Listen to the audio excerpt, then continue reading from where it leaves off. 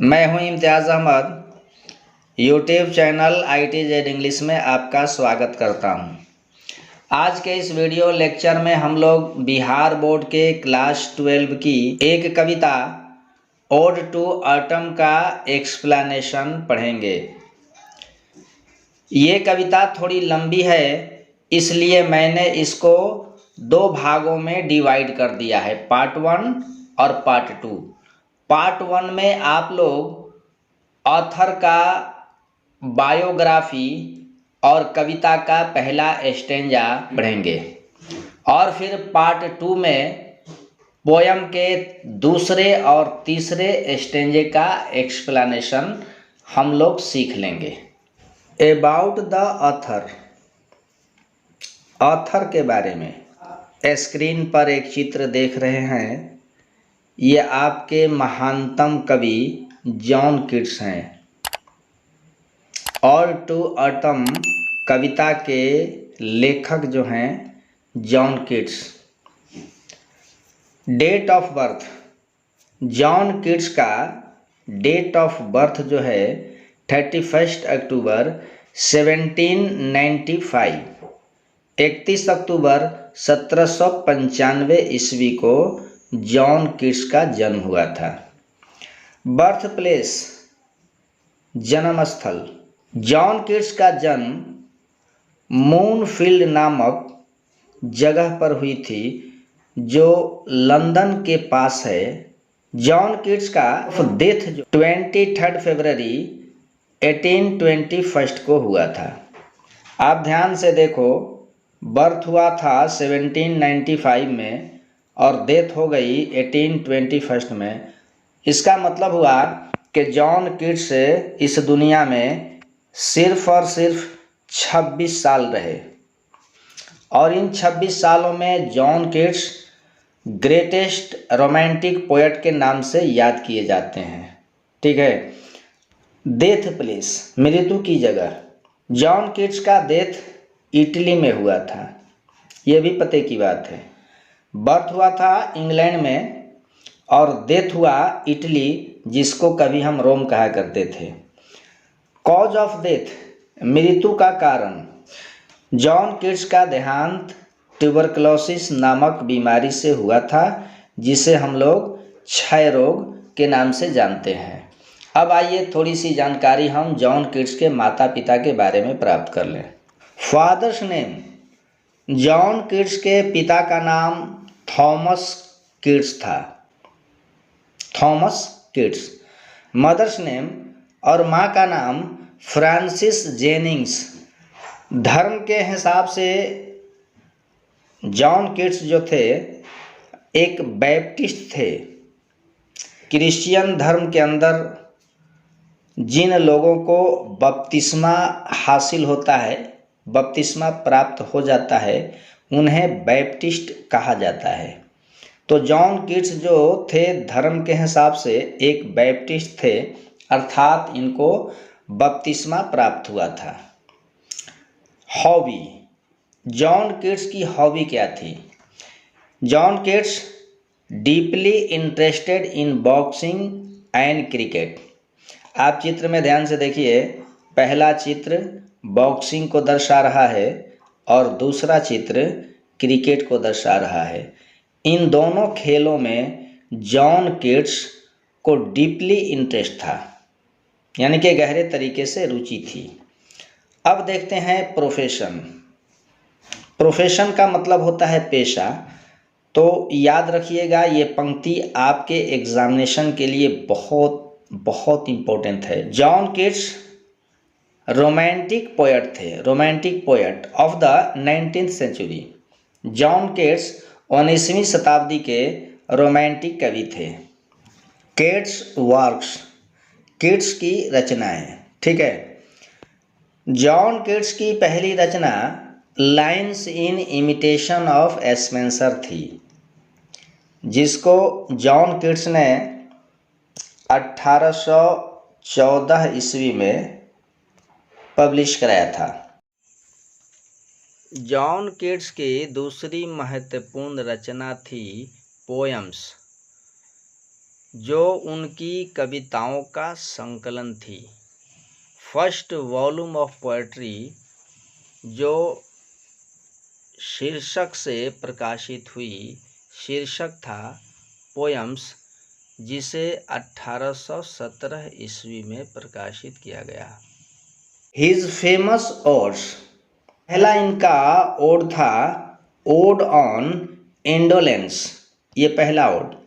दूसरा odd on Grecian earn. तीसरा odd to psyche. चौथा ओड टू नाइटिंगेल। पांचवा ओड टू मेलंकोली। और छठा ओड टू ऑटम, जिसको आज हम लोग पढ़ रहे हैं। ये टू ऑटम जो है, चूँकि एक ओड है, इसलिए ज़रूरी है कि हम जानें कि ओड कहते किसको हैं। ओड का मतलब होता है संबोधन गीत, या फिर उर्दू लैंग्वेज के अंदर हम इसको कसीदा बोलते हैं।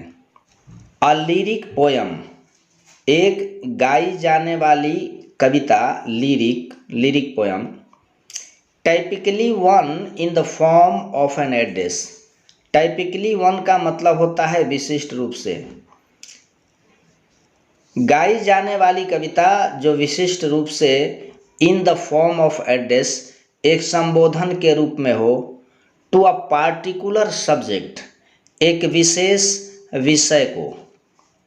मतलब एक ऐसी गाई जाने वाली कविता जिसको विशेष रूप से एक पार्टिकुलर सब्जेक्ट को संबोधित करके रिटेन इन वेराइड, भिन्न भिन्न तरीके से लिखी गई हो और इरेगुलर मीटर या फिर अनियमित छंदों के अंदर लिखा गया हो, उसे हम ओड कहेंगे। आइए हम इस कविता के कंक्लूजन को समझ लें। Conclusion of the poem. Conclusion का मतलब होता है सारांश, अर्थात इस कविता का सारांश क्या है। Ode to autumn is an ode which glorifies autumn. Glorify का मतलब होता है गुणगान करना, प्रशंसा करना, तारीफ करना। और ऑटम का मतलब होता है शरद ऋतु। ओड टू ऑटम एक ओड है जो शरद ऋतु की गुणगान करता है, शरद ऋतु को ग्लोरीफाई करता है। It is most objective and impersonal. Objective का मतलब समझना होगा। ऑब्जेक्टिव का मतलब होता है वैकल्पिक, और इम्पर्सनल का मतलब होता है अव्यक्तिगत। मतलब ओड टू ऑटम कविता जो है यह बहुत ही वैकल्पिक है। मतलब अगर हमारी लेखनी के लिए ढेर सारे विकल्प हों और उन विकल्पों में से एक विकल्प जब हम चुन करके उस पर कविता लिखते हैं तो ऐसा कुछ वैकल्पिक कहलाता है। तो ओड टू ऑटम जो है ये वैकल्पिक है एंड इम्पर्सनल, और ये अव्यक्तिगत है। इसका मतलब कि निजता से इसका संबंध नहीं है। It draws a real figure of nature. यह प्रकृति की असली चित्र को खींच लेता है। इसका मतलब कि ओड टू ऑटम में कवि ने प्रकृति की सुंदरता का, खास तौर से ऑटम की सुंदरता का ज़बरदस्त वर्णन किया है। आइए चलते हैं उस खूबसूरती को देखने कविता की पंक्तियों के अंदर। ऑटम का मौसम आता है तो मौसम की खूबसूरती बढ़ जाती है। पहले स्टेंजे की पहली पंक्ति है सीजन ऑफ मिस्ट्स। मिस्ट्स का मतलब होता है कोहरा। आप पहले चित्र के अंदर कोहरे को देख सकते हो। ऑटम का मौसम आता है तो सीजन ऑफ मिस्ट्स होता है, यानी कि कोहरे का मौसम होता है। एंड मेलो फ्रूटफुलनेस। मेलो का मतलब होता है स्वादिष्ट, और फ्रूटफुलनेस का मतलब फल देने वाला। मतलब जब ऑटम आता है तो कोहरे का मौसम होता है और मौसम जो है स्वादिष्ट फल देने वाला बन जाता है। अर्थात कवि कहना चाहता है कि ऑटम के आते ही मौसम कोहरा युक्त हो जाता है और सारे वृक्षों के डालियों में फल लग जाते हैं, अर्थात ऑटम जो है मेलो फ्रूटफुलनेस हो जाता है। कविता की दूसरी पंक्ति है close bosom friend of the maturing sun. अब यहाँ हमें क्लोज समझना होगा और फिर बोजम समझना होगा। क्लोज का मतलब भी होता है घनिष्ठ और बोजम का मतलब भी होता है घनिष्ठ। वह मेरा घनिष्ठ मित्र है, तो हम इसको कैसे बोलते हैं? He is my close friend. फिर इसको हम ऐसे भी बोल लेते हैं कि he is my bosom friend, वह मेरा घनिष्ठ मित्र है। मैं समझाना ये चाह रहा हूँ कि क्लोज भी घनिष्ठ बता रहा है और बोजम भी घनिष्ठ बता रहा है, तो आप अंदाजा करो कि जब ये दोनों शब्द एक साथ आ जाएं तो घनिष्ठता कितनी बढ़ जाएगी। तो जब ऑटम का मौसम आता है तो क्लोज बोजम फ्रेंड अंतरंग मित्रता हो जाती है, घनिष्ठतम मित्रता, घनिष्ठतम दोस्ती हो जाती है। ऑफ द मैच्योरिंग सन, परिपक्व होते हुए सूरज के साथ।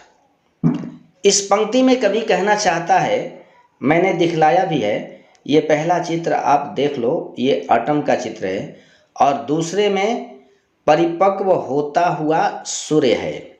परिपक्व होता हुआ सूर्य का मतलब कि जैसे जैसे गर्मी का मौसम आता जाता है सूरज का टेम्परेचर बढ़ता जाता है, अर्थात सूरज जो है मैच्योर होता जाता है। तो इस पंक्ति में कवि कहना चाह रहा है कि जब ऑटम का मौसम आता है तो ऑटम की घनिष्ठतम मित्रता हो जाती है, अंतरंग मित्रता हो जाती है सूरज के साथ। अब ऑटम जो है सूरज से दोस्ती करता है और दोस्ती करने का पर्पस क्या है? पर्पस अगली पंक्ति में, conspiring with him how to load and bless. Load का मतलब बोझ डालना और ब्लेस का मतलब आशीर्वाद देना, ठीक है। Conspiring with him how to load and bless. Autumn की जब दोस्ती सूरज के साथ हो जाती है तो ये दोनों मिलकर के षड्यंत्र करते हैं, कॉन्स्पिरेसी करते हैं कि वाइन्स जो हैं, लताएं, वाइन्स का मतलब होता है लतर, क्रीपर, वैसे फलों के वृक्ष जिनके ब्रांचेज नहीं होते, क्रीपर्स होते हैं, है ना, लतरें होती हैं, उन लतरों को फल लगने का कितना आशीर्वाद दिया जाए, कितना उन पर बोझ डाला जाए। उन लताओं को that round the thatch. Thatch का मतलब होता है घास फूस का छप्पर और इब्स का मतलब होता है ओरी। ओरी समझते हैं आप? जैसे छप्पर का जो सबसे निचला हिस्सा होता है जहाँ से बरसात के मौसम में पानी ज़मीन की तरफ जाता है, उसको हम लोग ओरी कहते हैं। जॉन किट्स कहता है कि जब ऑटम की दोस्ती सूरज के साथ हो जाती है तो दोनों मिल करके षड्यंत्र करते हैं कि लताएं जो हैं, जो घास फूस के छप्पर के ऊपर फैली हुई हैं, उन पर कितना फल लगने का आशीर्वाद दिया जाए, कितना उन पर फलों का बोझ लादा जाए। ऑटम का सूरज के साथ जो षड्यंत्र है वह षड्यंत्र आगे बढ़ता है, किस लिए? To bend with apples, apples से झुकाने के लिए। किसको? द मोस्ट कॉटेज ट्रीज, काई लगे हुए कॉटेज ट्रीज जो होती हैं, घरेलू वृक्ष, उनको झुकाने के लिए षड्यंत्र होता है। टू फील ऑल फ्रूट, सबको फलों से भरने के लिए, विद रिपनेस, पकावट से, टू दी कोर, फलों के अंतिम भाग तक।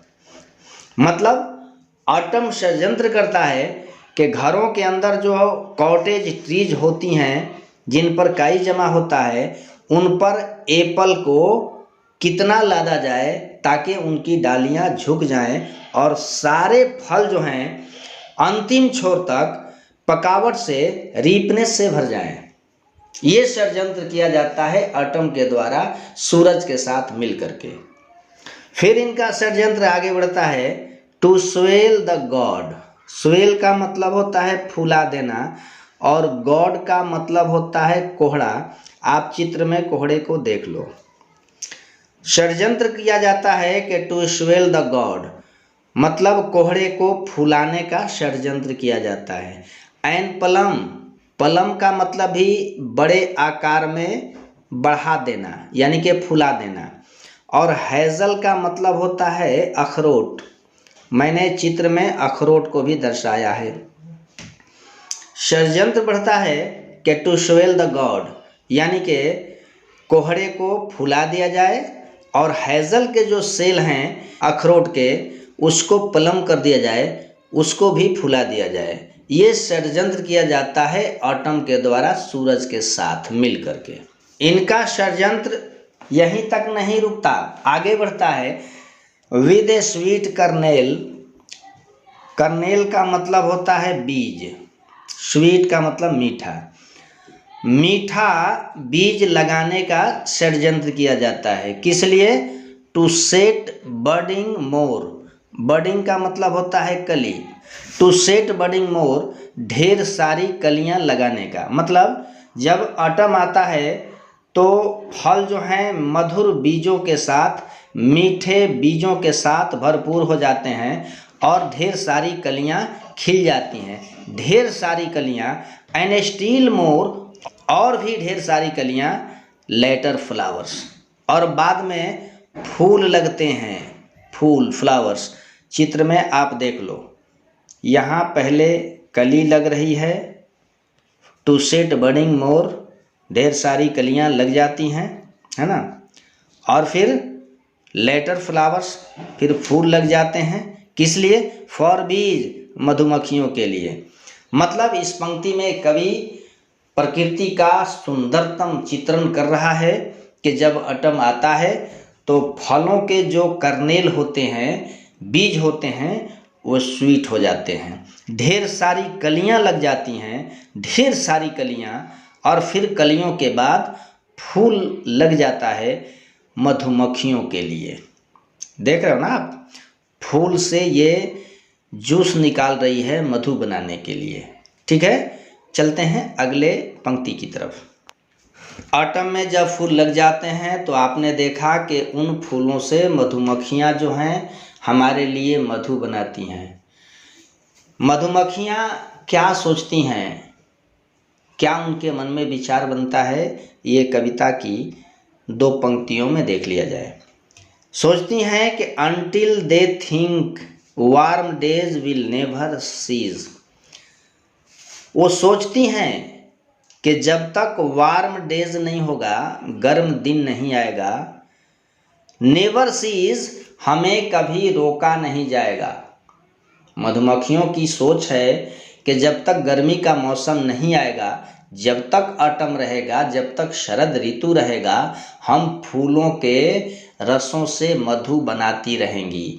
ये चिंतन चलता है मधुमक्खियों का। आगे चिंतन ये कि तब तक ये प्रक्रिया नहीं रुकेगी जब तक कि वार्म डेज नहीं आ जाए। जब वार्म डेज आते हैं तो क्या होता है, ग्रीष्म ऋतु आ जाता है, और ग्रीष्म ऋतु के आते आते for summer has over brimmed. Brimmed का मतलब होता है बर्तन का जो सबसे ऊपरी भाग होता है उसे ब्रिम्ड कहते हैं। ठीक है, तो समर के आने से फलों का जो ऊपरी ब्रिम्ड है क्या होता है, दे आर क्लेमी सेल्स। फलों के जो चिपचिपे सेल्स होते हैं क्लेमी, वो ओवर ब्रिम्ड हो जाते हैं, यानी कि ऊपरी भाग तक भर जाते हैं। मतलब हुआ, इस पंक्ति के अंदर कवि कहना चाहता है कि जब शरद ऋतु के बाद ग्रीष्म ऋतु आता है तब तक सारे फलों के ऊपरी भाग रसों से ओवर ब्रिम्ड हो जाते हैं, लबालब हो जाते हैं, भर जाते हैं। ये रहा आपके कविता का पहला स्टैंजा।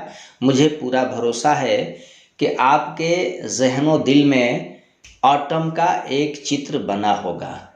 आप ध्यान दोगे कि ऑटम के आने से क्या क्या होता है।